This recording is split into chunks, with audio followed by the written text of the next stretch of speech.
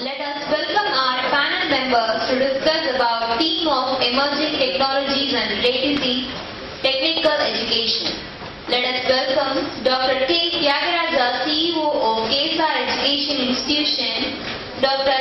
Pratima Kandalwal, founder Fly Eye Bangalore, Dr. A. Kumaravel, Dean KSR CE, A. Rajiv Kannan, Professor of Head of the Department CAC, KSR CE, Dr. A. Palaniappan, Professor of Head of the Department English, Dr. Prasanna Rajesh Kumar, Professor of Head of the Department Biotechnology. Now, we request Dr. K. Tyagaraja, CEO, KSR EI, to brief about the panel discussion. So, very good afternoon, ladies and gentlemen. So, I have a great pleasure in organizing this particular panel discussion in front of the audience who are all the members of faculty in various polytechnic colleges. So, this panel discussion is a part of the iste faculty convention, which is being conducted almost every year in various institutions. So this year we had an opportunity to conduct this program for the sake of the Polytechnic College faculty in our institutions. So the topic given to the panelists and as well as for the presentation of the paper is the emerging technologies and realities in engineering institutions. This is the topic which is given: emerging technologies and realities in institutions. So for this, the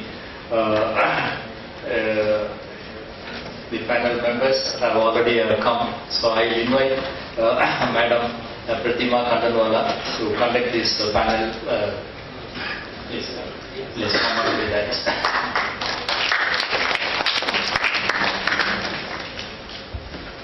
So the other panelist is Professor Kumaravel, the Dean and Director of Mechanical Sciences of KSRPC Technology.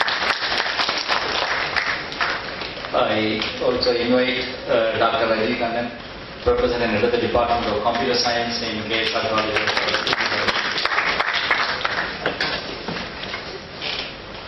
I invite Dr. Palaniappan, Professor and Head of the Department of English in KSRPC College of Technology. And Dr. Prasanna Rajesh Kumar, the Professor and Head of the Department of Life Sciences in KSRPC College of Arts and Science. So the topic is, I think I have already given to you and given to all the members as well. So the topic is emerging technologies and realities in educational institutions. So this is the topic. So as I understand, the topic consists of two parts. The first part is the emerging technologies. So what are all the emerging technologies? How it is called? We classify it as emerging technologies. The emerging technologies takes place in various fields. It's not only in engineering or not only in arts and science. It's everywhere in these emerging technologies are taking place. Particularly the emerging technologies are being considered as what is most important for the economic growth of a country. So that is what people think about the emerging technologies. The second part of this particular topic is the realities in institutions. So what exactly the realities, whether we are able to take out the emerging technologies to impart to the students so that they can carry on and develop the technologies for innovations or whatever it may be in their own walks of life or in our fields of interest, and how it is being used for the improvement of the societal part of it. So this is what I understand about the topic. So now the stage is over to Madam Pratima Kandalwala, who is going to conduct these panel discussions. I think panelists may take about 5 minutes to express their views, and after that for each member will be given 1 minute to again, after the discussions are over, each one's presentation, they will be given 1 minute of time, and then Madam will summarize and then tell us what exactly the conclusions and the realities in the educational institutions. So thank you so much. I welcome all the audiences and other professors researchers from the other institutions as well as from our institution for this particular panel discussions. Thank you so much. Thank you so much, sir. With the permission of the chair, first of all, I really welcome all of us here. And it's so nice to be in the least panel. And wonderful to see the faces, post-lunch faces of our wonderful participants also. So the topic is very pertinent, I'm sure we all agree. There are challenges. With that, there are huge opportunities. So then one place we are talking about what exactly are the new technologies coming up. There only we are discussing, but particularly in our country, sitting in Tamil Nadu, what are the realities which are happening? Given the chance of informal talking, we all will agree that we have some or other aspects which we really need to ponder. Is it going the right way? Can we do something more? How to grab the newness? How to really push the branches which are not doing so good? Lots and lots of questions come. And we all agree, the one beautiful aspect is that whatever we say, every branch, every aspect of engineering is important. And you just pick it up, just travel from Bangalore to this beautiful city via Salem. I was really realizing how important is the blend of engineering required along with the aspect of science, technology, humanities, law, you name it. But restricting to the wonderful topic which we have on emerging technologies, we have to appreciate our role as engineers that we are doing so much to the current society. Many of us are looking at India beyond the demography what we enjoy. Yesterday only the US President was talking about recession. And although our IMF has brought down our GDP or the growth rate a little lower, nevertheless we are far better in this country. So with these whole thoughts and taking engineering perspective, I personally have a great pleasure to be a moderator, come participant of this panel in this wonderful institution, KSR Group. And to be honest, when I entered, I must say that the feeling which came was amazingly positive. So I'm sure a lot of good vibrance is there at this campus, which all of you are going to again witness from our elite members which are present here. So with these thoughts, I really open the discussion and I request, as I told, 5 minutes of each of us have. I also request our wonderful participants, elite participants, while we speak, can you have your own thoughts and just trouble us by your questions before we wrap up. 30 minutes, but let's have a very productive 30 minutes. So we may do for 4 minutes, but we really want your participation also. We know that you have taken lunch like us, but I'm sure you will be also contributing because together is growing, together is achieving, and together is success. So with these words, I request maybe Dean Sir first you to please begin and let's have the thoughts on the two aspects together which are really in terms of the opportunities through emerging technologies and certainly the realities. It will be great. Thank you. Thank you, Madam, for the invitation. I am really very happy to participate in the panel discussion. Then you are the moderator now, that is double happy to be a part of this panel member. And the given topic is emerging technologies and the realities in the technical institutions. That is what the topic is given.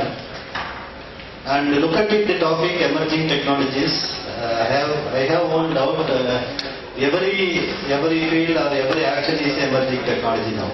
There is no specific technologies are called as emerging technology, but even though, so our eyes are open to look into that such a kind of topics like AI, artificial intelligence, IoT, and then 3D printing, and AR, VR.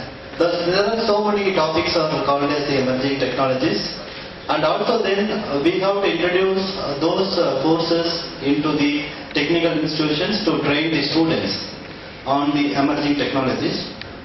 But once we look into these emerging technologies like AI, ML, machine learning, IoT, and 3D printing, robotics automation, robotic process, how we are going to teach in the technical institutions and how we look into those topics by seeing the topics on then what is our thought process and what is the thought process of the students. And you say that now the computer science is booming and everyone is getting a job with handful of more salaries, and we have to see that the students are more attracted with those. But whereas the reality and those technologies can be implemented through the core branches only. So then if you are very much familiar with the core technology, then we can implement all these activities into the reality, and we have to get something like the production rate and something like that. But so we take this emerging technology, we talk about in the technical institution, not in the industry. We take the emerging technologies and we have to teach in the technical institutions, and immediately we see that the students are attracted with the emerging technology programs like diploma or engineering or arts and science, based on the artificial intelligence, based on the machine learning. Those aspects only the students are admitted, and then they're looking for the particular job. And so then how this can be taken into the inculcating with the other core courses, that is very, very important. Even if take the basic core engineering like something like physics, chemistry, mechanical, civil engineering, electrical and electronics engineering, those courses also we can implement these emerging technologies.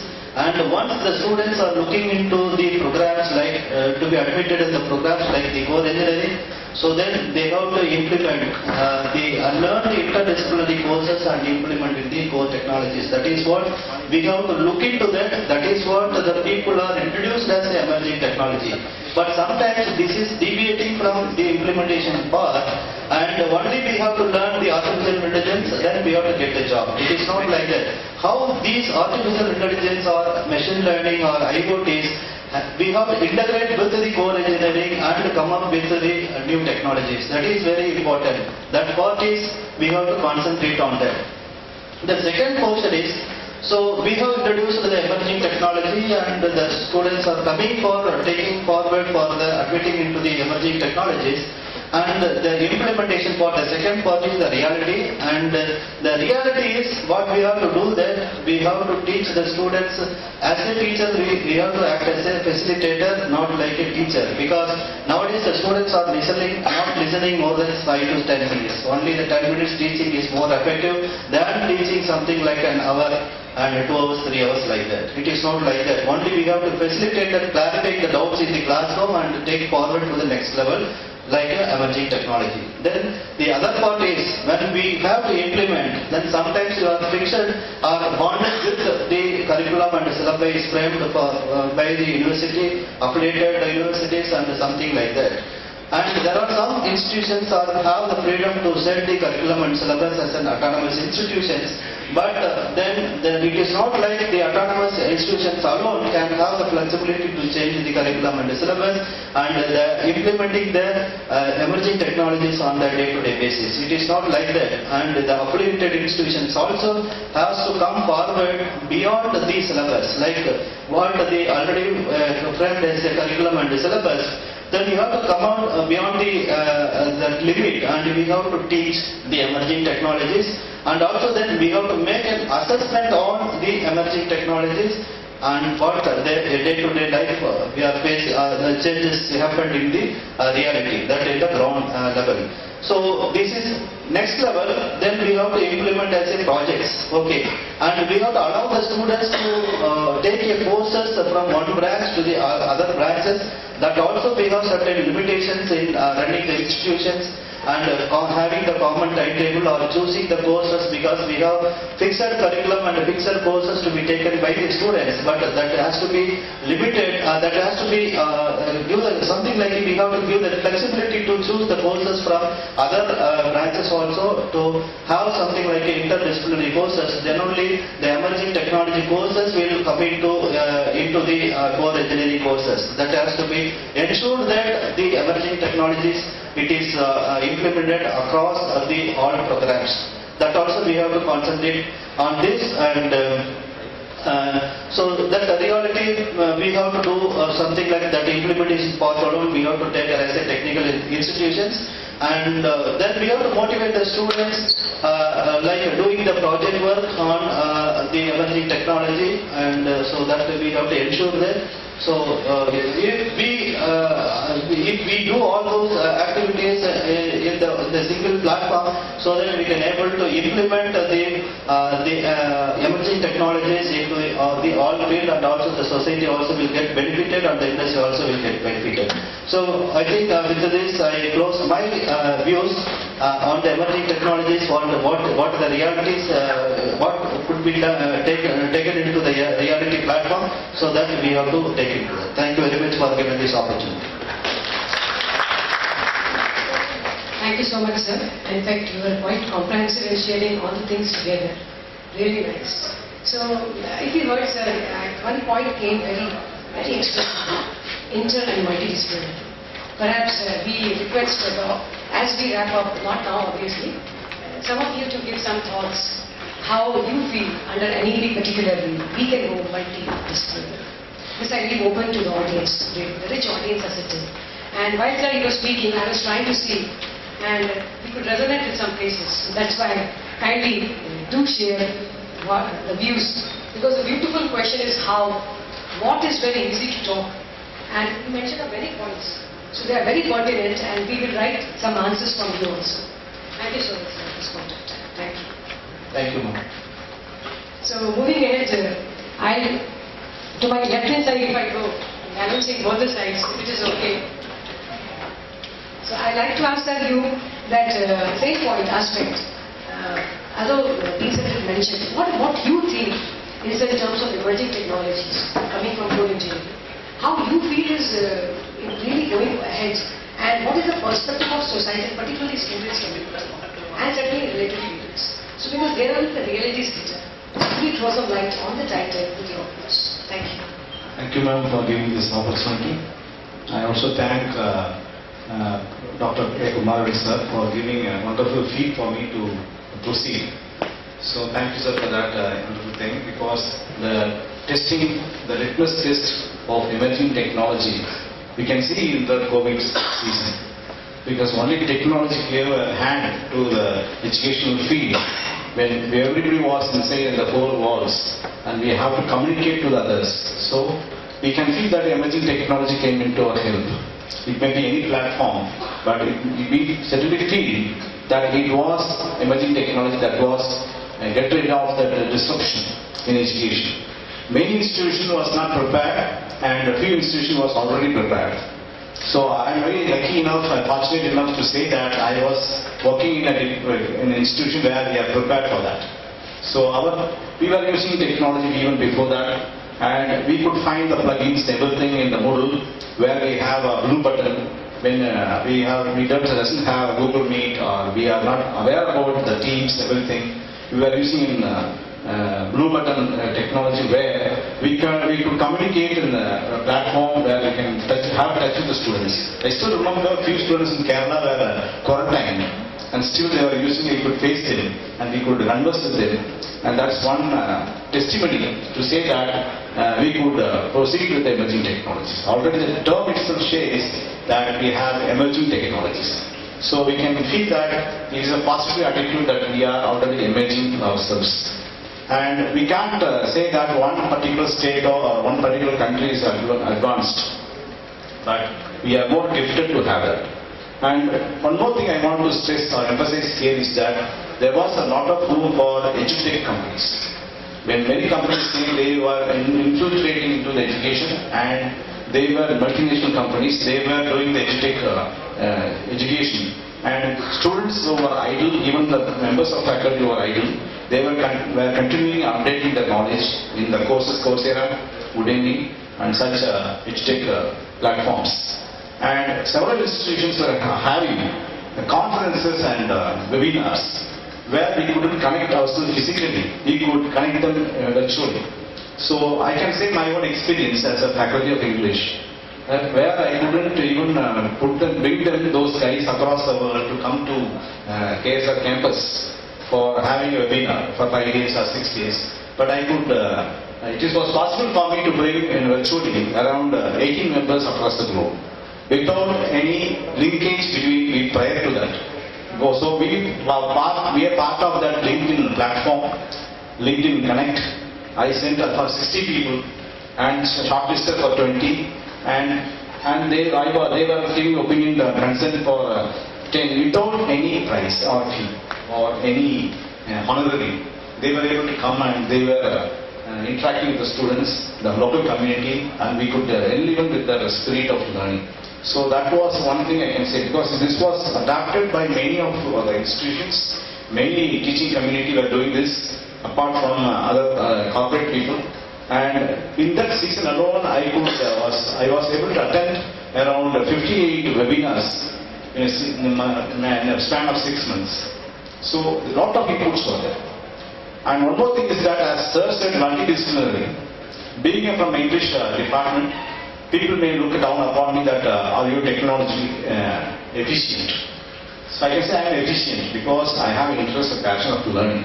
I had a time. My institution gave me the time for thinking, time for learning things. They were allotting me the extra time to study, come back.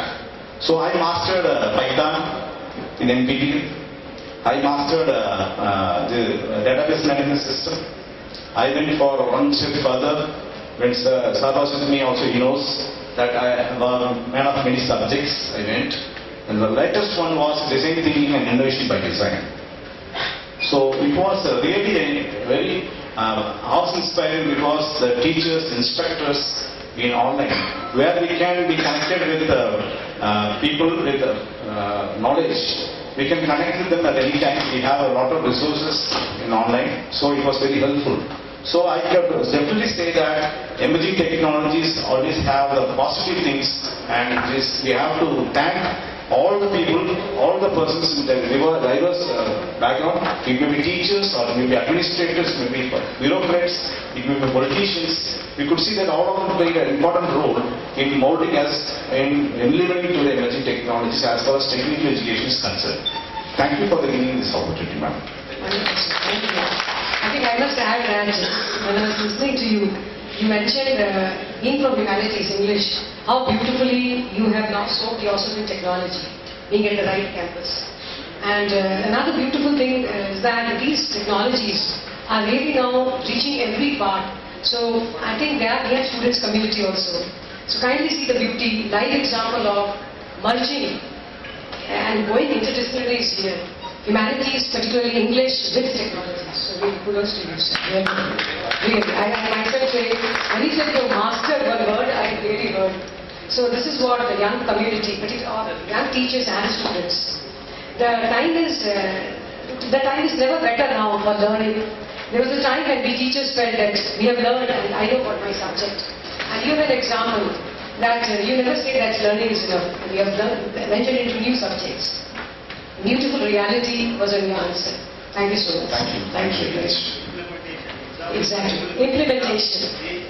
This emerging technology is an English professor completed, I hope I am correct, Java and Python program he has completed. He can able to teach you Python programming and Java programming.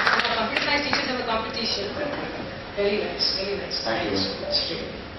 Coming to Kanan and you heard our two members. What you feel is your view on this aspect? I really want to draw your attention on the current aspect, how students are perceiving. Could you throw some light? We spoke about institutional, we spoke about learning at teachers' end, and talking of the reality.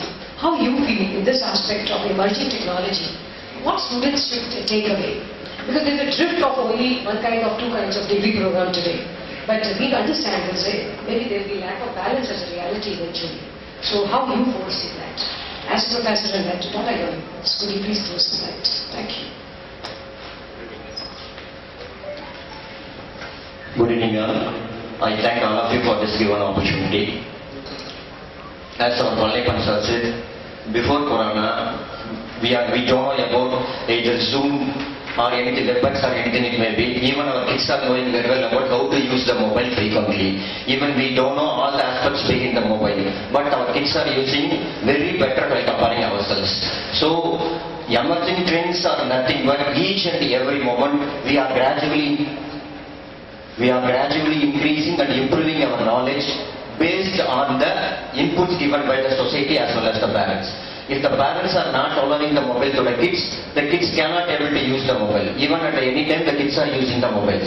But while considering the practical situation, if all the kids are using the mobile in a proper way, that will be a major question mark.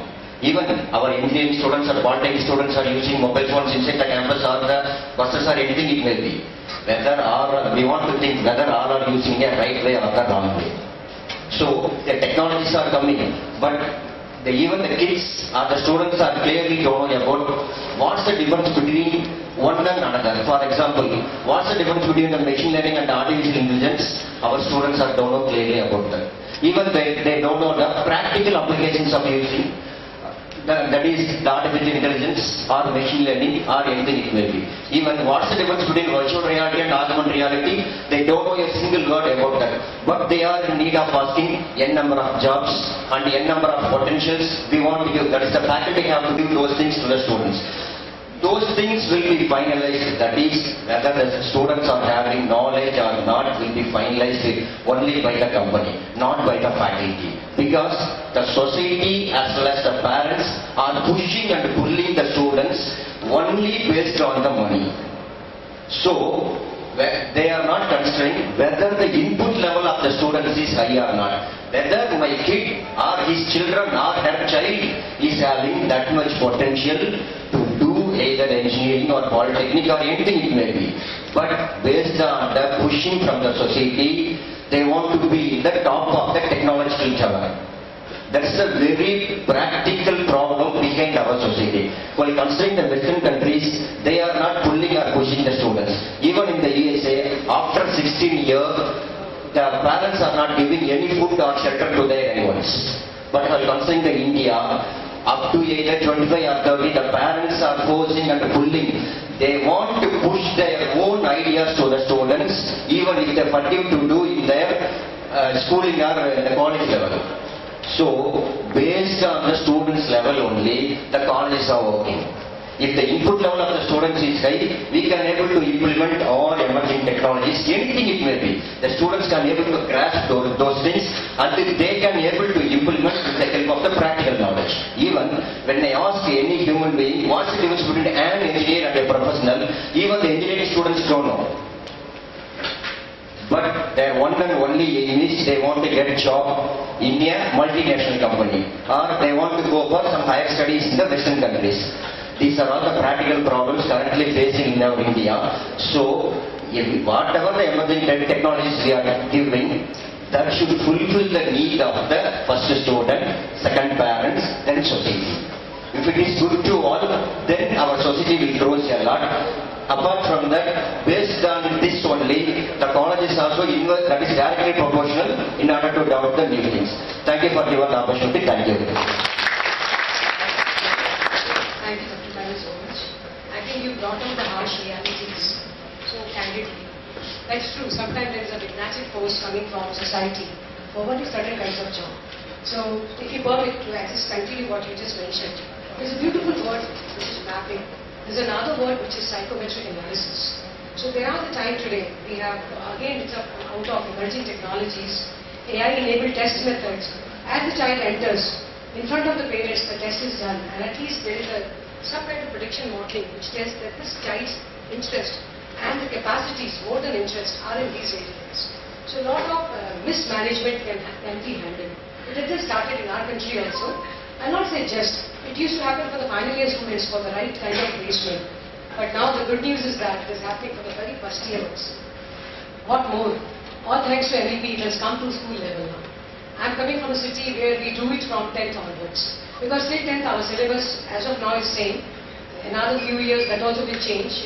They will have a lot of options from classics only. So I think, I'm sure in coming days you will be very happy. That much I can tell with this positive note. Yes, that's true. What you brought up the points are really harsh realities. There is just a force that let me take this approach. I know or not. In fact, we all are using AI. Right now, how many times I would have done QR code to scan? There is AI in our life now. We all are, I doubt if I ask anybody without a smartphone. Nobody. So we are using, perhaps we have to really educate ourselves. We have to bring very live examples in the classroom from very first year is something. must say, I learned from IIT Delhi that the best time, the best time to entice and motivate students is the very first week of the entrance into college. And there are some of us who wait for the maximum students to come in and then start teaching. But the enthusiasm of the bright minds or the sincere minds which have come to the institution is lost in the first fortnight, which is a period of 15 days. So there's a huge thing to do on the part of the institution, and the word is challenge the students' community. As our management challenges teachers and we give much good outcomes, same way that has to be translated in the classroom or on the staff room to challenge the difference. In every mind, right now also, if suppose you are not asking any question, we will be very sitting comfortable. But the moment you have to ask questions, we are very carefully listening, what is my question? So it goes in this way. You are most welcome to counteract the statements also, what we are trying to share.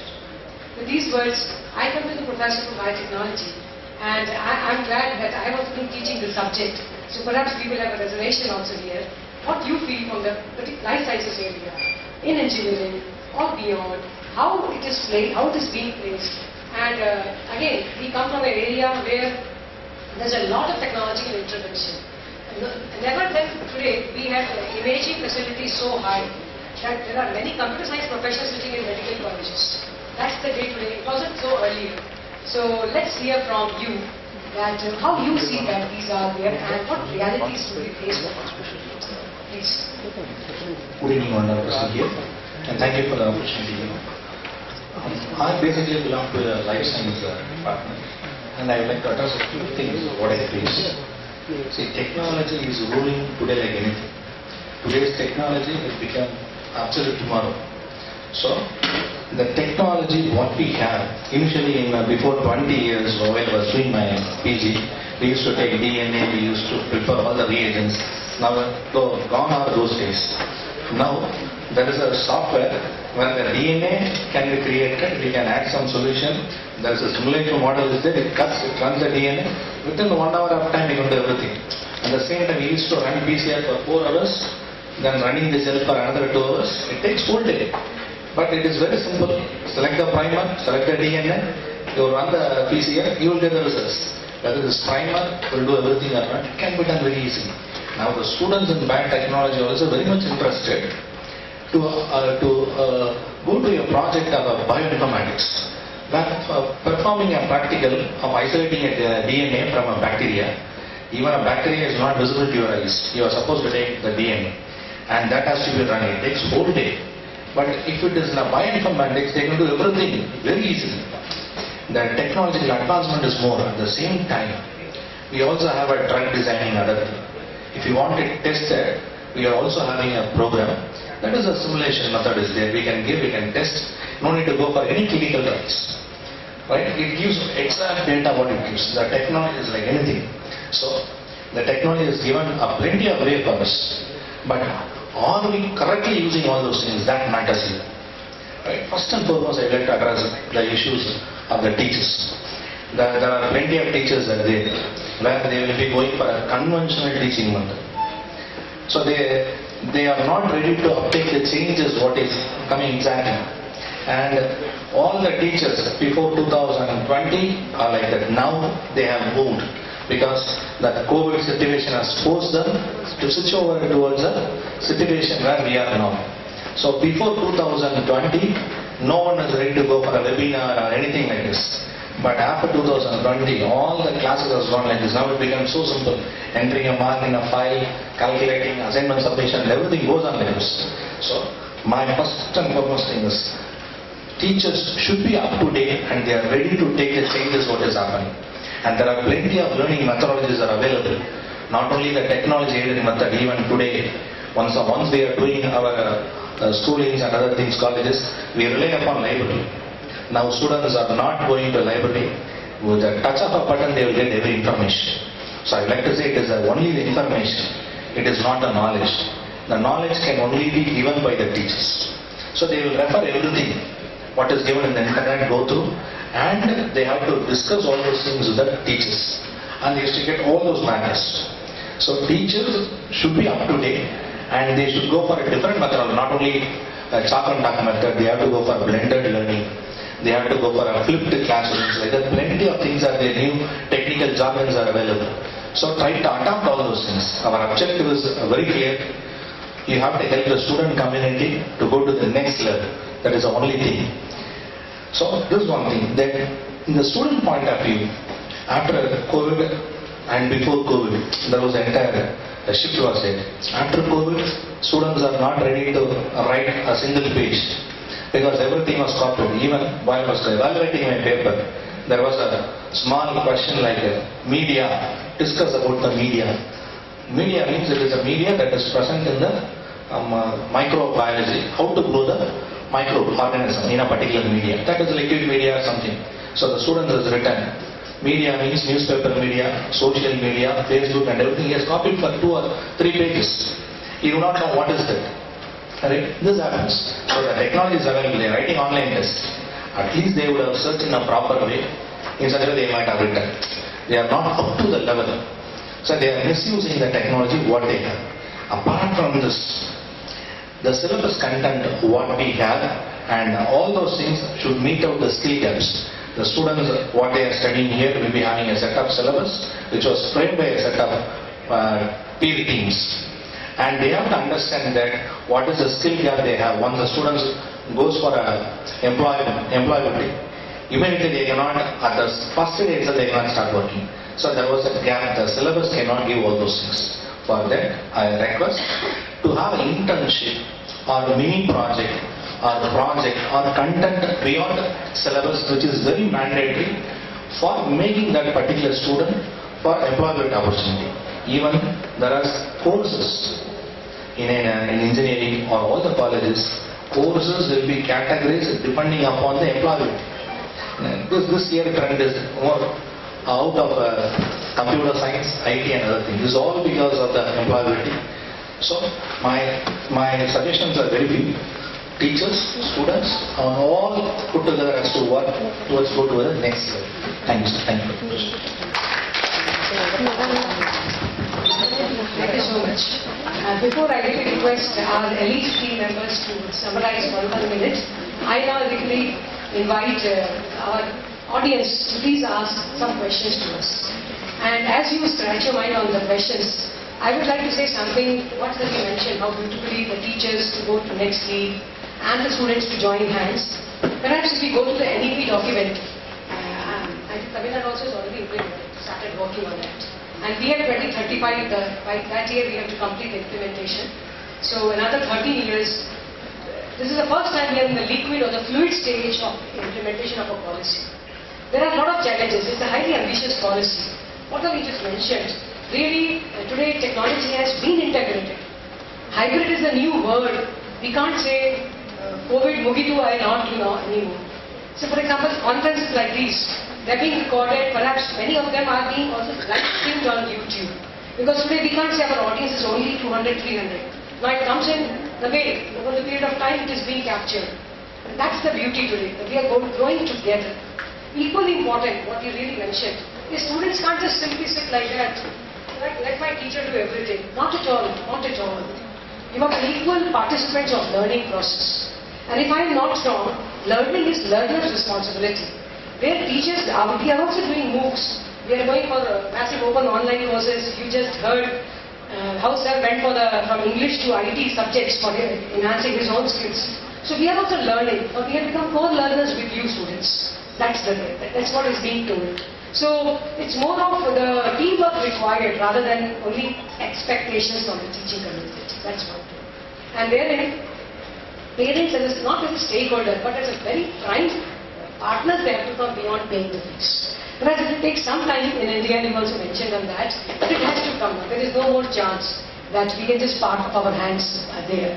So if students are there, you can be the ambassadors. Take this information from this wonderful conference which you are sitting in this beautiful, so comfortable auditorium. Make it a point that you take the words further. And with this, I right now invite first students or young faculty first to ask. We have very seasoned seniors here. So perhaps they would like to answer also among audience. But can I really request our young members to ask some questions or share your thoughts before we come back to the panel for summarizing. So I think we have just 5 more minutes. Is it okay, sir? 5 more minutes we have? Please.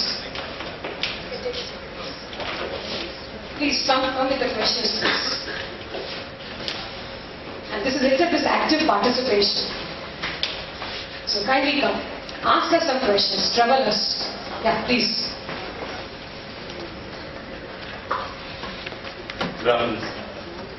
My question is, most of the students are loss of interest, distraction. So how we can handle such students?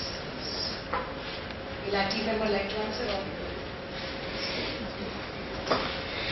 Yeah, thank you very much for throwing a question and related to the students' attention. Yeah, I am teaching the course in the final year students, the finite element method, and see, we also discussed about after COVID how the reactions from the students. But we have to take care as a faculty, as a facilitator, as a teacher, we have to take care of the students' attention inside the classroom. So what I implement is, even though the students are not following our instruction and they are not attention in the classroom, frequently ask the question. First we have to ask a question, and also we have to use some different technology, simply not threatening the students. We should not threaten the students by asking questions, and we have to give the room for the students to express their views also. And if they are not in line with the teacher's expectations, and some actions we have to take. What I have taken is, then if the students are not answering for the question, that means that reflected that the students are not in the attention in the classroom. So then they have to get something like their 2 wafers, each 5 rupees, they have to bring and give it to me. And I also told that the students should not think that the teacher is taking the wafers and eating the rest of the time. And I told that these 2 wafers will be pledged for conducting the quiz. I will divide into something like a 10 to 15 groups, and I will conduct a quiz, and those who answer first, and then I will give the wafer. And the students are laughing, and then the tight situation become now flexible. So we have to implement these kind of technologies, that is the thought process. In the different manner we have to handle the student, then only the students will have something like attention. As the analytical paper, the students are bringing the calculator also, the same technology, thought process I apply. And there are some 10 students, they have not brought the calculator to my class. The day before yesterday, I asked to bring each 5 wafers, and I collected. Now 3 students, they have submitted that given to me, then 15 wafers are in my cabin, and then remaining 7 students have to give. And now the students are very closer to me. I find that they are coming closer to me, and they are asking questions now. Then they come to room now asking questions how the steps come, how these steps come. So like that we have to something like different technology we have to implement and to make the students attentive inside the classrooms. And this is one way I am expressing. But we have to do something like in the different ways of thought process, and we have to apply them. But we should not threaten the students that the students will not listen nowadays. Okay. So then, like a friendly approach, we have to do that. How to implement those approaches inside the classroom, that also play a major role in the classroom. I hope I answered your question. Very nice points you mentioned. The word is active learning, active teaching. The word is student-centric teaching. That exactly is required now. Because we already mentioned that attention span is very limited, distractions are high. So all the more their mind goes off. Right now, so if you see, maybe 2-3 of us are also thinking, relax. So it's very important to be keeping our mind alert and involved by activities. So now we say teaching learning is more of participatory rather than stage on the stage. So we have become guides besides their sense. Our role is changed. We may say we are gurus. We are no more gurus, we are just facilitators. Technology is replacing us. There are episodes in our own country where 20% of the syllabus is being taught by robots. That's a fact. Robots are teaching now. That's a fact I'm telling you. I'm not joking. Before COVID only, robots have replaced the waiters in the hotel. They've started. And post-COVID, teaching is being replaced. They're experimenting right now. So it's not that the teachers will lose job. The good teacher will never lose job. The good and the one who is upgrading themselves will be more and more required rather than a teacher who is just teaching. So that is one thing which we have to really take this point as well. Thank you so much for your question. Very much. Can we have some more questions? The youngest persons, youngest man from the Yes, sir. audience, Most welcome, most welcome. not from in the terms of age, in terms of my question to Dr. Validictory. There was a survey conducted by the School of Education that 80% of the educators predicted that the textbook learning will go overthrown by the digital learning. So, throw some light on that. Thank you, sir, for asking this question to me. And I am very looking forward to answer this. I'm very also honored to answer this. That textbook cannot be replaced by any media. Though digital books are available or digital media is available, it can supplement, but it cannot override the textbook. Because I still remember, or anybody can remember this hall, that we are studying from textbooks. When I go for writing examinations, when I couldn't recollect the point, when I recollect, I see the pages, this is left side or down or on the right side, all these picturized. So, we cannot override textbooks, but digital media is important for as a ready reckoner. It cannot be taken away. So, it is a good supplementation for textbooks. A textbook cannot be replaced anywhere. Thank you, sir. Just to add, sir, Kindle books have come now, audio books are there. So we are making our life easier, but the passion of reading really cannot be replaced, I agree. So again, sir, it is our duty as teachers to have some part of activity by which they will make them read, rather than only listen or watch the books. Today, books can be watched, books can be heard, but we have to ensure that books should be read also. So you are right, sir, that way it is challenging. It's no more what we enjoyed. Our teachers are very lovely, sir. They had wonderful students. We are in a tough time, to be honest. Because we are being digital immigrants, we are teaching digital natives. So it's a little tough job for us.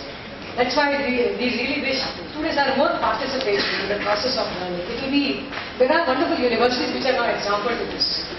That where it is participatory, active mode, involvement is very high and outcomes are also very high. So I think that race has started. Who is doing how much in terms of participation?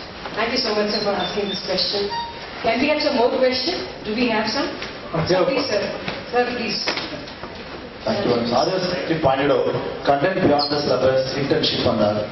But already the NBA has implemented all those parameters.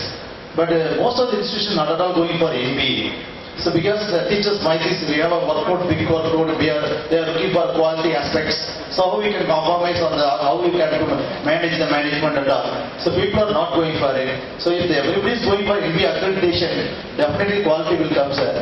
So please go on that right way. Most of the institutions are not all going, even though government is emphasizing, central government, state, but people are not going in. Please go there. Would you like to answer?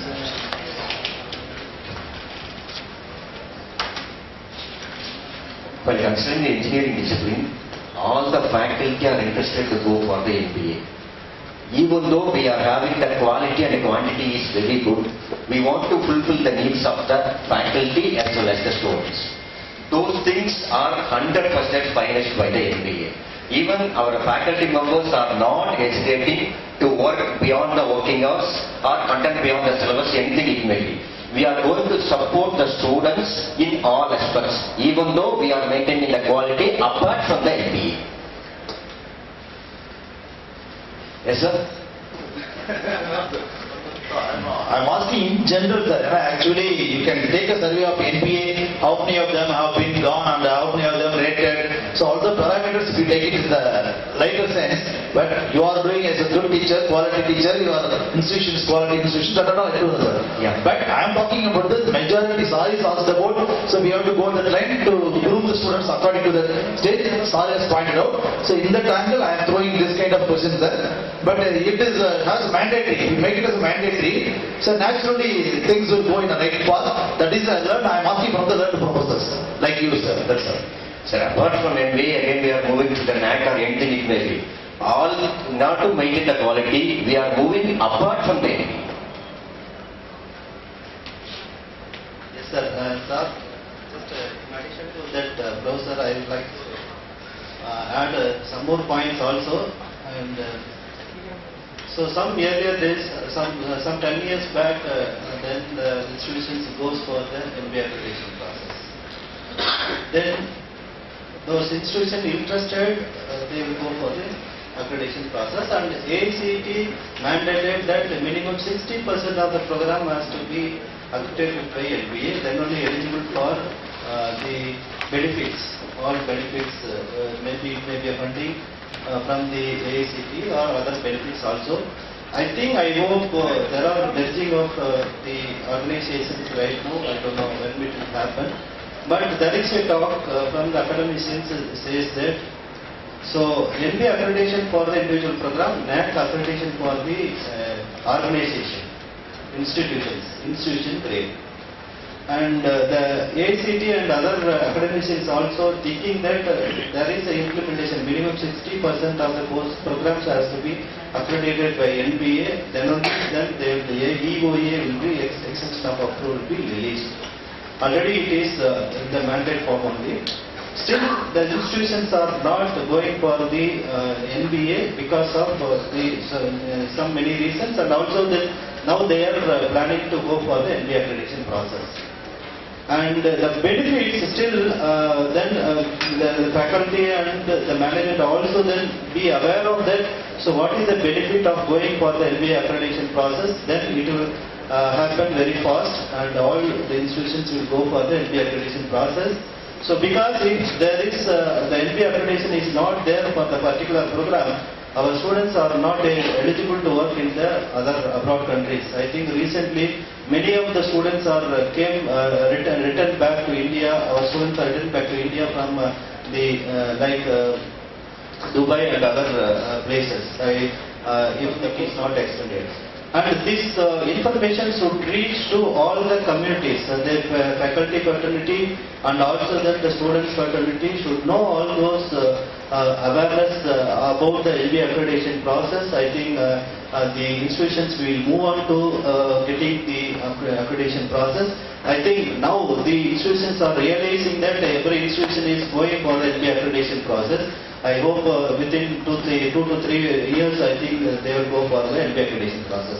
I think another implementation also will come into picture, that then the extension of approval will give only for the programs, not for the institution. AICTE is giving EOA for the institution level, not in the program level. I think they are also thinking that then the EOA to be released for the programs, not for the institution. Only those institutions having the programs accredited by NBA only will get the EOA approval. So then only they will admit the students. Otherwise, that branch will be closed, and then they will not be eligible to admit the students. That is what it is going to be happen, and the institution also, I think slowly they are getting awareness on that. I think definitely then within 5 years the institution will get, all the institutions will get the NBA accreditation process. I hope. Thank you, sir. Already Andhra started vigorously, so that's what I just asked. Andhra, almost all the institutions are going for NBA, so that PhD holders are highly demand in Andhra. That's why that's Telangana and all. That's what I told. I think most of them, the faculty, senior faculties are sitting here and go back to the institution if the programs are not accredited, and then recommend for the accreditation process so that the students also will get benefited. I think not only the students, then faculty will have more benefits out of that, and the NAC accreditation and the MBA accreditation process. Wonderful, sir. Thank you so much. If I just add one more line, like AICTE and UGC are merging now. Now that we have a common chairman. It just happened last month. So it's happening now for even NBA and NAC also. It is now National Accreditation Board. So very soon the program and institution part also will be merging. And right now, as of now, yes, we have NBA for technical programs and NAC for institution. So, Senatipati sir, wonderful question. Really now the institution have to go. It is becoming like compulsory. As sir you mentioned about the benefiting for teachers as well as students, it is now a matter of time that it's high time we all jump into the same quality culture. And if not, NEP will take care, sir. Because under NEP we will not have any institution, we will have MALUs, multidisciplinary education universities. So this itself will make us push for the campuses. For example, I see KSR is one of premium one which we can again get university status very soon because already all disciplines are in the campus. So this is a beautiful time which is coming. Please. When you're talking about NEP, there is no mention about polytechnic colleges. I'm just saying another polytechnic happening. What will be the future of polytechnic colleges in NEP? Because it's been given like 3-year degree courses and 4-year engineering research courses. What will be the future of polytechnic institutions if it on NEP? Yeah, wonderful question, ma'am. Thank you. Please. So what is happening is that right now we have, as you said, separate after 10th. So now, because of MALUs, polytechnics will be merging in the university circuit. So right now we have segregation, although both come under AICT. But right now it will be more of identity to children. And another big role polytechnics are going to get is helping school part. Because vocational training is starting much earlier. So right now you get students after 10th. Your role is becoming bigger because now vocation is starting from 6th onwards. But in 11th and 12th you will have a major role to play as polytechnic teachers. So it will be more of, I feel sometimes in engineering, in front of engineering, polytechnics get lesser, but actually they are much more important. Because their placement rate is higher than engineering colleges, if I am not wrong. Kindly correct me. Placement is far higher. So that's why the due, what is pending, polytechnics will be coming to NEP. So you can say you have double advantage, certainly for the degree side and as well as for the school side. So the role will be coming both vocational as well as professional education. That is it. But then they go on and they are still in it. Whether it will be merged with higher education institutions. Certainly, part of higher education, because the thing is that now, the placement part, because NEP is much focusing on the outcome. Right now we are unable to place many graduates. We are in very tough condition right now for the country. 40% of our engineers are employed. 60 are pending. So, but if you see the rates for ITI and Polytechnic is far higher. So, the other institutions have to learn that model. So, that's why I am a part of board for our Technical University in Karnataka. We have now introduced Polytechnic type courses with us, like as electives. So, we name them as Ability Enhancement Courses, AECs, Ability Enhancement Courses, which students have to compulsorily take in a part of engineering. The same 4 years. And another advantage for you that 1 year is certificate, 2 years is diploma. So again that role is huge there. So your role starts from making syllabus for the engineers. It's coming. So I feel very brighter, even brighter. Because in our eyes, what ITI and Polytechnics are doing is far higher. So continue the great work done here. Thank you. We take the screen from moderator to make openly that we need one last participant to ask questions to us.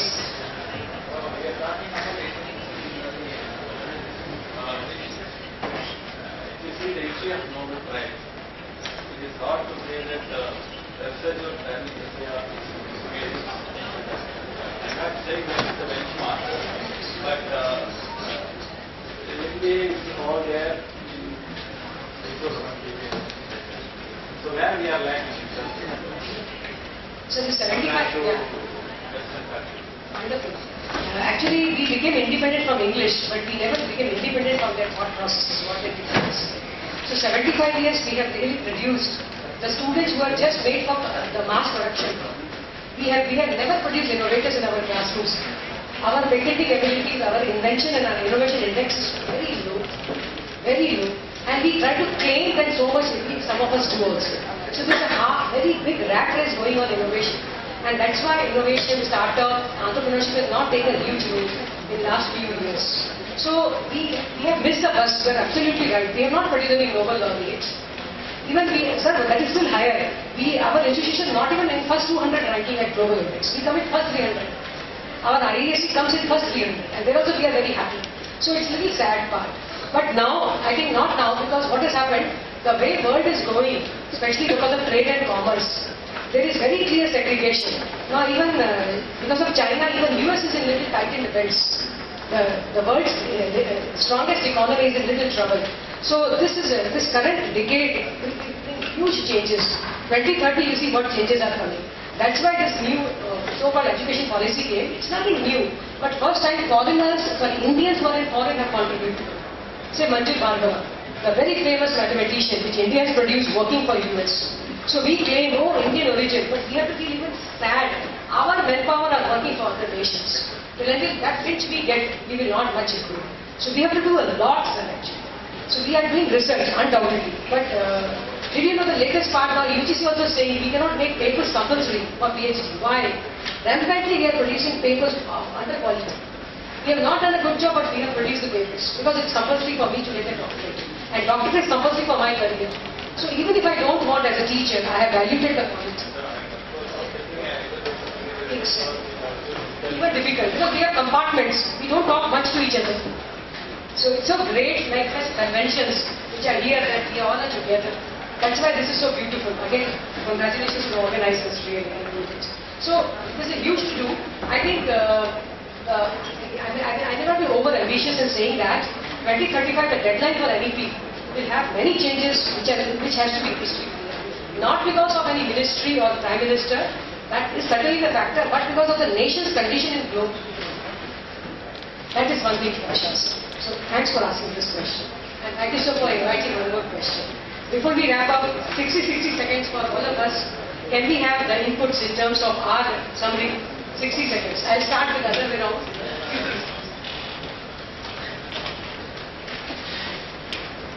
As of home, my suggestion is very simple. It is a three-way. All the education system has been turned into three-way. It is student-centric, and teachers, students, and college. Everything has to go to the next level in bringing students in a socially responsible and very skillful and other thing like that goes on. That was my suggestion. To that, we are supposed to contribute in each and every. Thank you.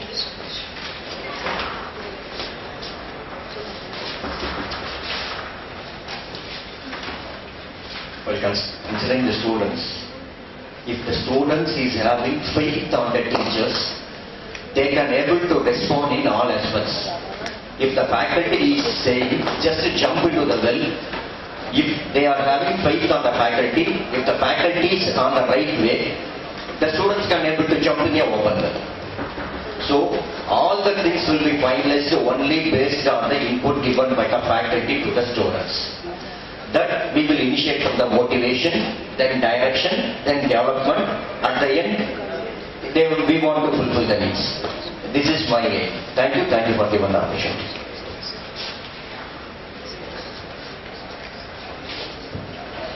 My submission to the forum is we taught the subjects in those days like syllabus. We have the particular course and there is a separate laboratory course. And those laboratory courses we have predefined experiments are there. We have to do that. And there is no hands-on training and there is no laboratory component for the other courses. That is what limited we have already. And when we talk about the emerging technology comes to the reality, then we have to carefully listen to that. That is, what for each course we have to have something like the source materials are already available in the net, and then Google will be put, then we will be able to get it. And what we have to do as a facilitator, then we have to teach the concept very less time and then give something like implementation on the hands-on training. We have to teach like a skill-based courses. We have to treat all the courses as a skill-based courses, not only the limited courses. Okay, and so we have to give mini project. We have to give something like the case studies. Like that, we have to implement, and then some part can be included as a laboratory component demonstration. Some experiments can be done in the show it as a demonstration in the classroom itself, and like that we have to teach each courses, and each course have to have something like a hands-on training. Like that we have to frame the syllabus. Even though we have the constraints like syllabus framed by the universities or the other the source that is bodies, and we have to take care of our students and by implementing or teaching the emerging technologies.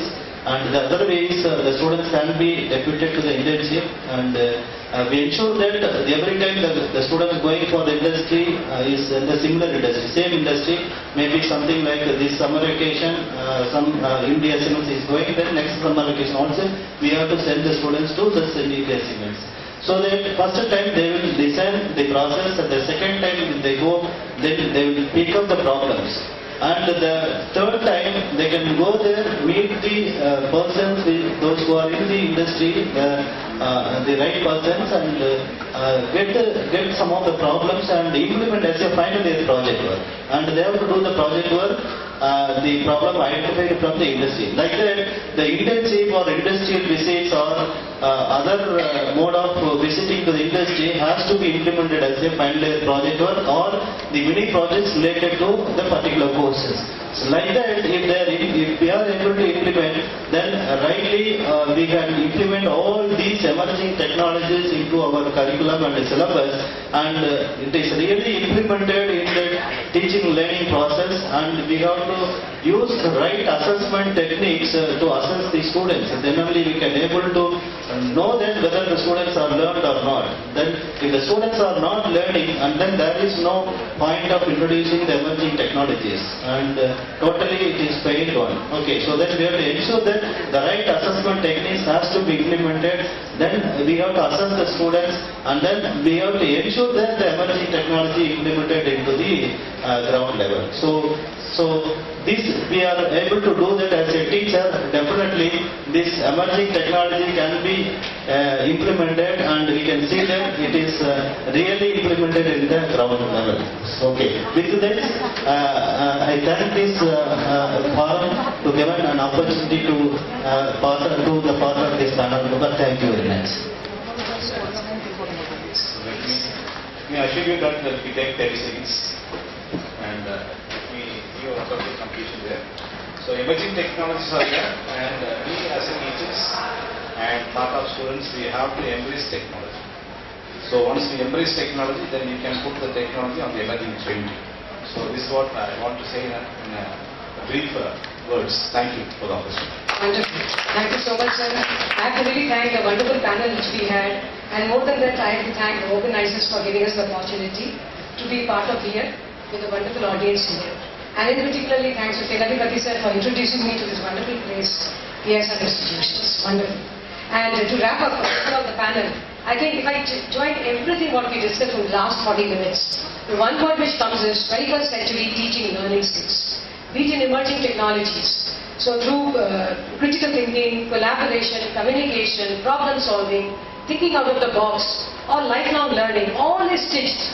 And the way we have to carry this to students and students coming back to us. So it's about 21st century skill sets, be it in life, be it in teaching and learning. So once again, thank you all. Thanks, Ray. Thank you, sirs. Thank you. Now, we request our chief guest, Dr. Pratima Kandalwal, to honor the panel members.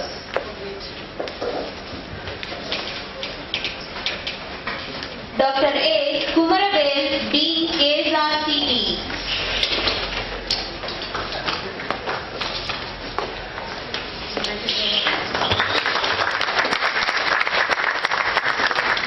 Dr. A. Palaniyappan, Professor and Head of the Department of English.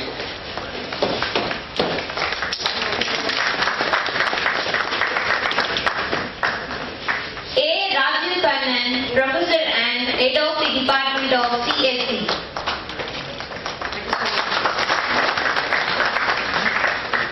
Dr. Prasanna Rajesh Kumar, Professor of Head of the Department, Biotechnology. Thank you, ma'am.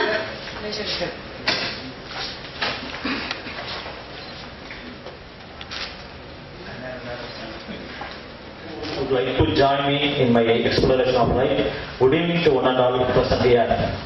And with the blessing of Validictory Line, Dr. K. Randasamy, Founder, Chairman, our beloved Chairman, Mr. Srinivasan Namsaniya, I welcome. On behalf of our KSR Polytechnic College, I would like to welcome our chief guest, Dr. Pratima Kandalwal, founder of Fly Guide, Bangalore, for 9th Annual Polytechnic Faculty Convention of ISC Tamil Nadu Section. I welcome Dr. K. Tyagaraja, Chief Executive Officer, KSR Educational Institution, and Professor V. Morgan, Director, Administration of KSR Educational Institution for their faculty function. Welcome you, sir. I welcome our KSR IT Principal, Dr. Kodri Velu, for 9th Annual Polytechnic Faculty Convention of IST Tamil Nadu section for this function. Welcome you, sir. I welcome our Principal, Dr. Magdiswaran. I welcome our Principal, Dr. R. Magdiswaran, valuable guidance for 9th Annual Faculty Convention of IST Tamil Nadu section in option A. I welcome IST Executive Committee members, Professor Selvakumar, for this function. Welcome you, sir. I welcome Dr. Senadipati, sir. I welcome you, sir. I welcome faculties from various institutions and research person for our institution and various institutions for 9th Annual Polytechnic Faculty Convention of IST Tamil Nadu section faculty function. Finally, I welcome principals, deans, directors and various departments, HODs, faculties, panel committee members, juries for this faculty function. Finally, I welcome press, media, function coordinator and validators for this grand function. Once again, I welcome you all. Thank you, sir. We request our Chief Executive Officer, Dr. K. Tyagaraja, to honor the chief guest of the day, Dr. Pratima Thakalwal, founder of High Flight, Bangalore.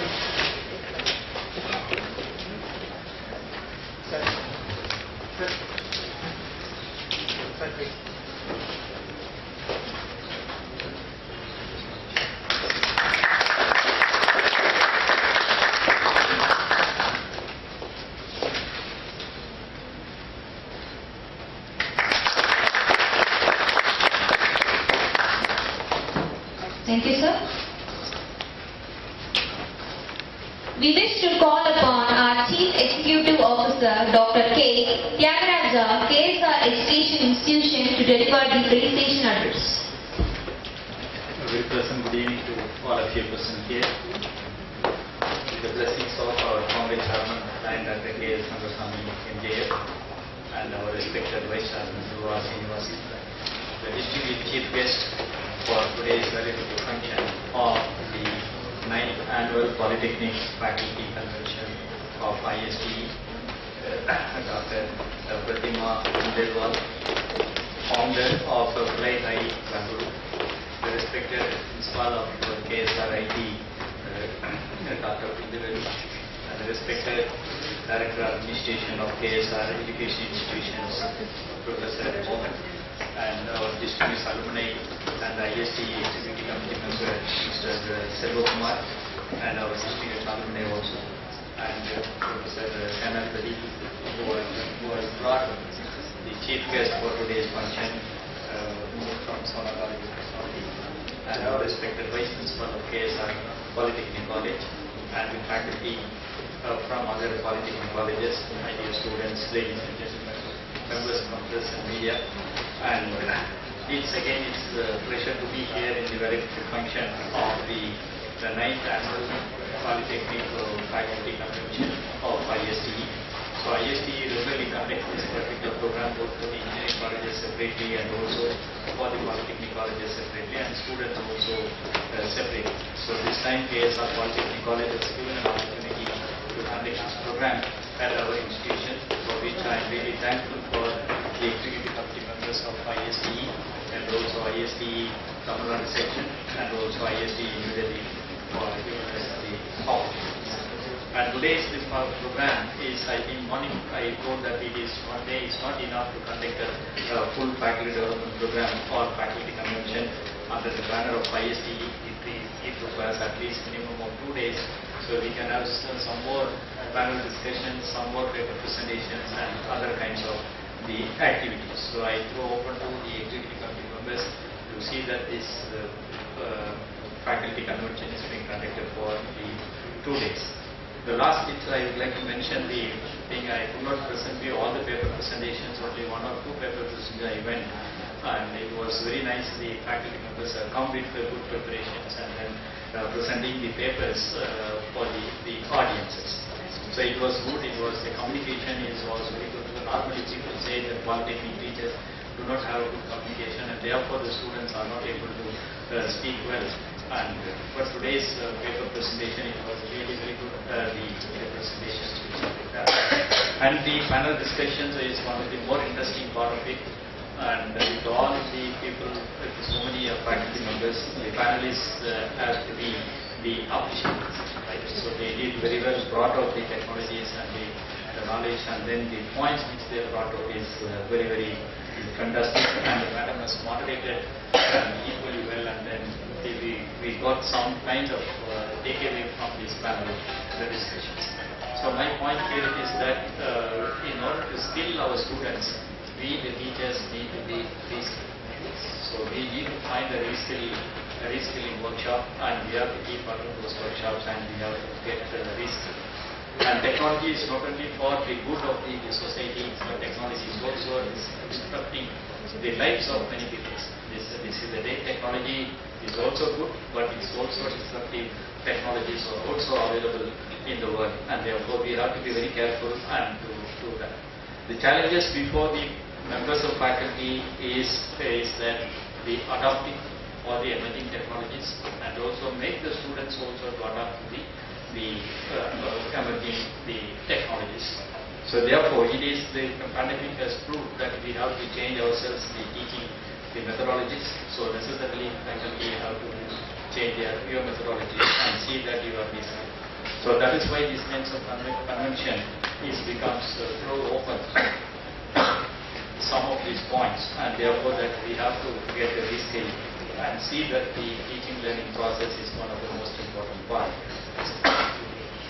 So with these three words, I must appreciate and congratulate the organizers for successfully conducting or organizing this particular faculty convention, and also I thank all the madams for coming over from Bangalore all the way. So I thank you on behalf of our management, and also on behalf of the organizers and my own behalf for having come out here for a brief meeting. We would appreciate that you stay here for 1 or 2 days and speak to our faculty and also for our students. So thank you so much for the opportunity. Thank you, sir. We request the participants to give your valuable feedback about the convention. Your suggestion will be a stepping stone for us.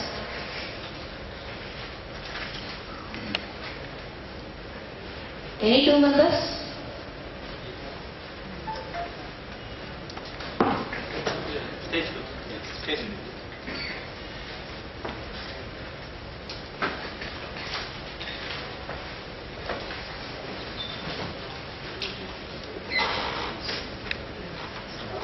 Chief guests and deputies on the dais, and my dear friends and colleagues, good evening to all. It's the right situation that IST today, 9th annual convention with the politics faculty, the emerging technologies. At the same time, that panelist was so wonderful. What is the present scenario is required to analyze what is the skilling, fact that is the reskilling and upskilling is very much required for the faculty and the student community. It is very much required. So the emerging technologies are there, but where we have to connect it and so on. That's why the topics are so much think and given the relevant topics and elegant topics are there. So I think so presenter, all the presenter are given here. The same time I thank that management and principal and organizing committee.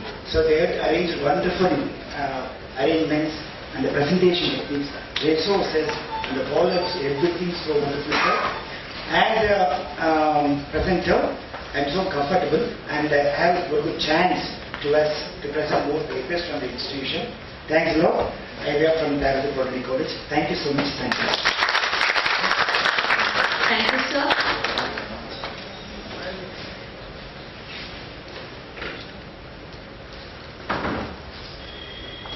Lady voice, better choice. That's what I asked you.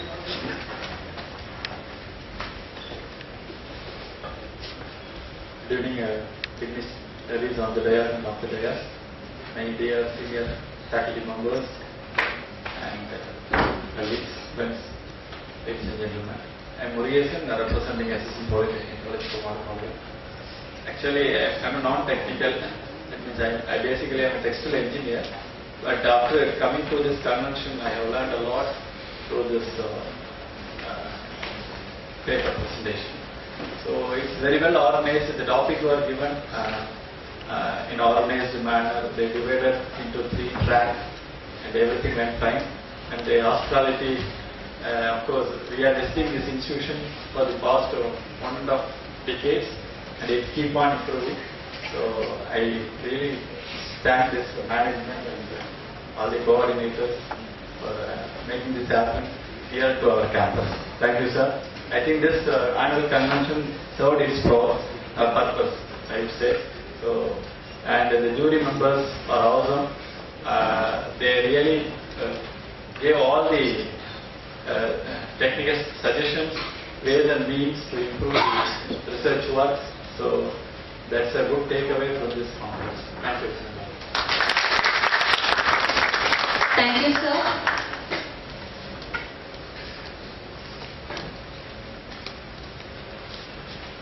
One lady, please. Please come.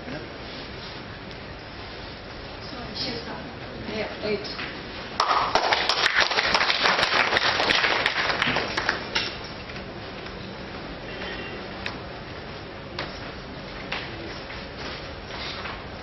So good evening, dignitaries of the dais and respected faculty members.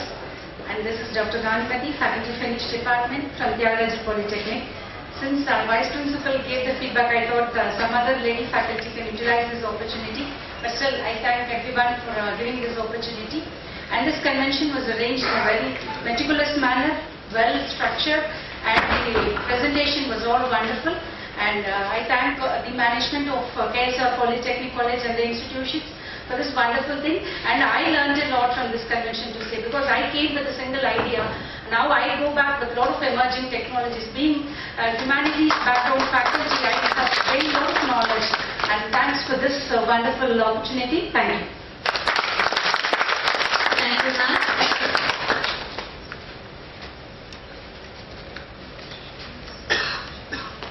We profoundly delighted to take an opportunity to introduce the chief guest of the day, Dr. Pratima Kandalwal, founder of Fly Eye, Bangalore. She has been instrumental in initiating Teaching Learning Center on 2018 to 2020 at Global Academic of Technology, Bangalore. She is employed as a soft skills trainer at NPTEL, IIT Madras. She holds PhD 2002 in Food Technology and Process and Food Engineering from country's first agricultural university, Patnagar. She has guided PhD, MSc and BE biotechnology students along with 45 research papers and 4 book chapters. Since she is on the editorial board of 2 international daily food science journals and reviewer for 3 international journals. Since 2018, she is working in techno and empathy-based pedagogy and has been training faculty members and students across the India. She has conducted virtual training section on upskilling at many Indian HCL, including at IIT, Bihar, AICTE, New Delhi. We request you, ma'am, to deliver the chief guest address.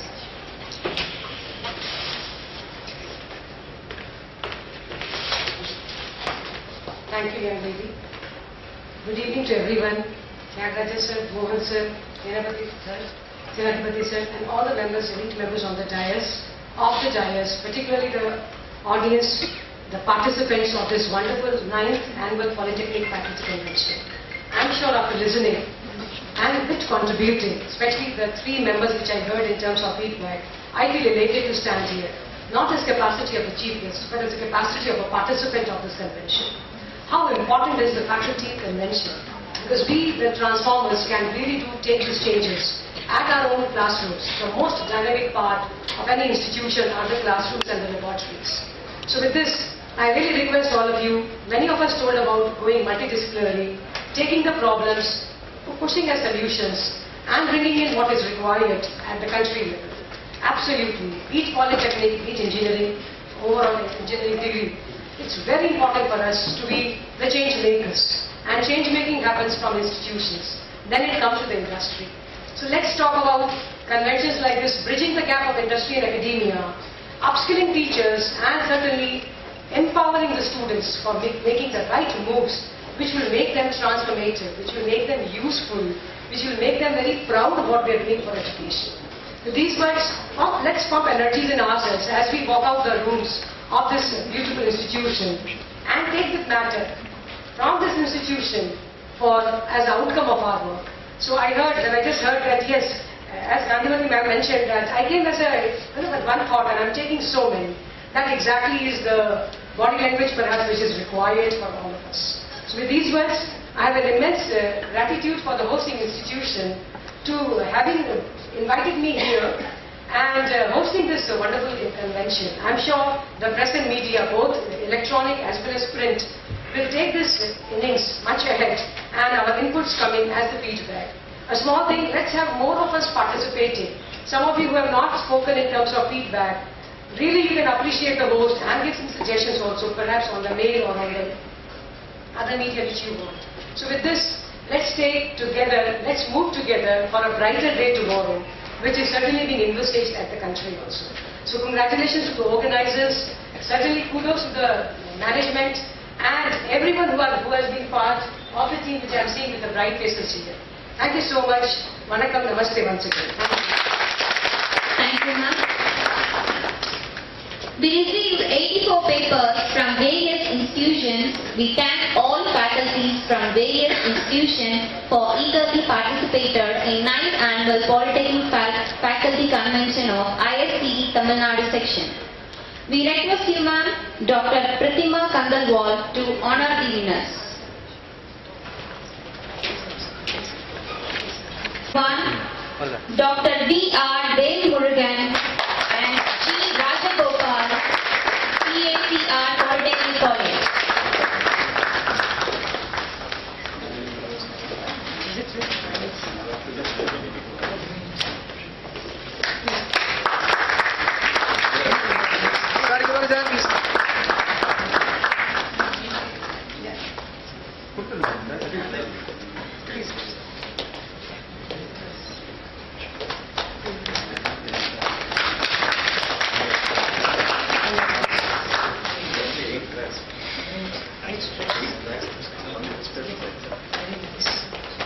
Next, G. Kavita, HOD of Tyagaraja Polytechnic College.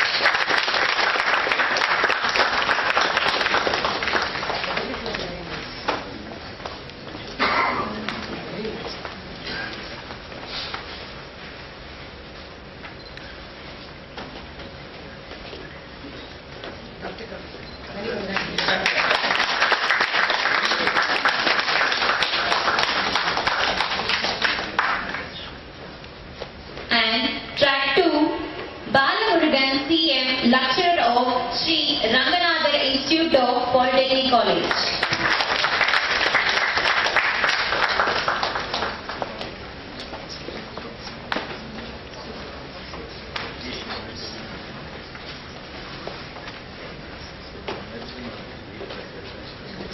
Next, G.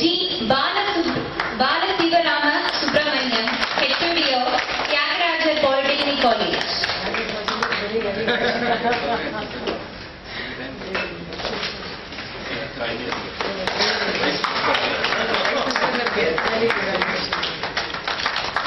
P.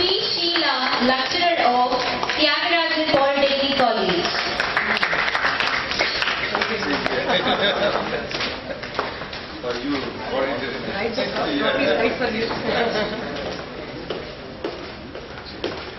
Next, track 3, Dr. A. Gandhimati, principal of Tyagaraja Polytechnic College. No, sorry. Lecturer of Tyagaraja Polytechnic College. I'm very sorry, ma'am. It may be a message.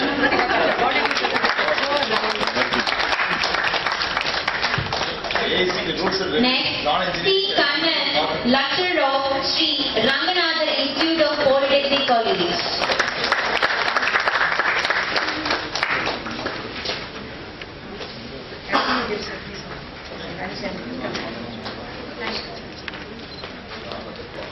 Next, J. Umanandi, HOD of Tyagaraja Polytechnic College.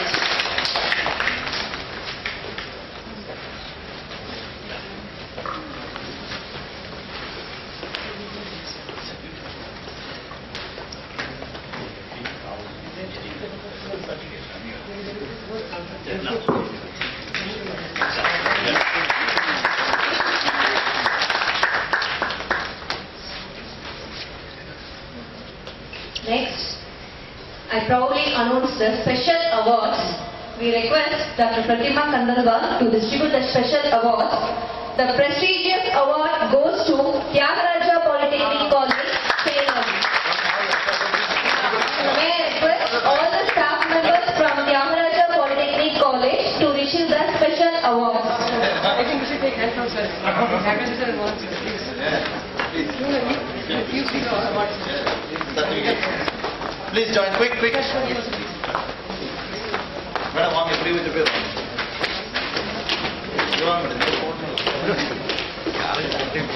Very nice one. Happy to hold it. More number of percentages. Very deserved. Quick. Take it some. Please.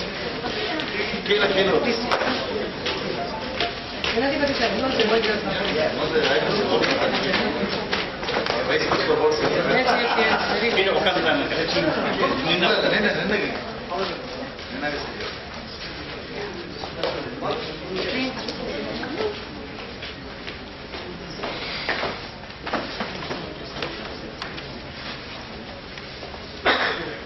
Cut பண்ணிட்டீங்களா?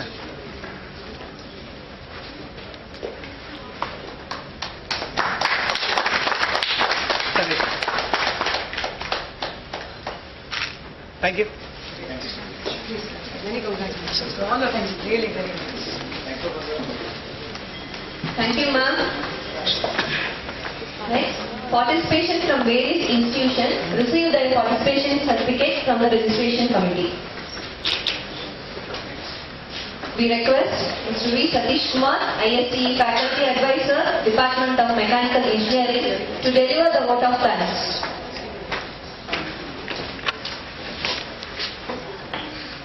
Good evening to one and all present here.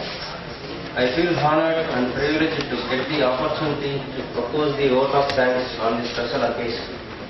I would like to thank all the honorable delegates who blessed us with their presence. I would like to thank our chief guest, Dr. Pratima Kandalwa, founder of Fly High, Bangalore, for giving her wonderful speech about emerging technologies and realities in technical education for our gatherings.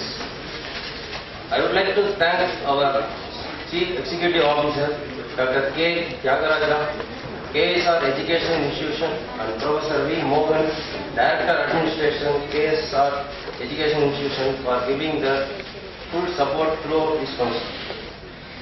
Thank you. I would like to thank our Principal, Dr. R. Magadishwaran, KSR Polytechnic College, and Dr. Kulandevan Sir, KSR IT, and Vice Principal Sir, Mr. R. Sendil Kumar, for guiding this function to grand success. Thank you. I would like to thank all the advisory committee, vice president, executive committee members, and section managing committee members, and panel committee head and members. Thank you all of you. I am also very much thankful to all the faculties from various institutions for the active participation in presenting these papers. Thank you, sir. Ma'am. I would like to thank our KSRPC HODs involved in technical committee, and I thank all our department faculties for their full support. I thank all the members from KSR institution for the support for the successful completion of the function.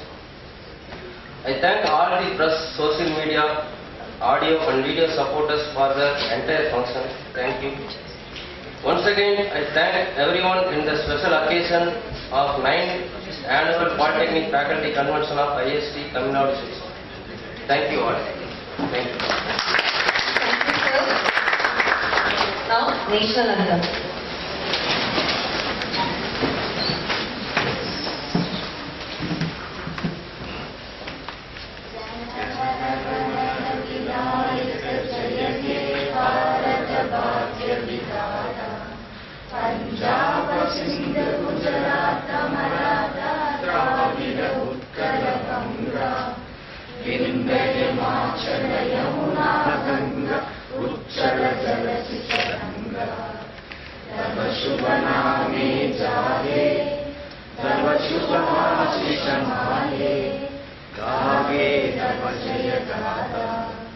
Jana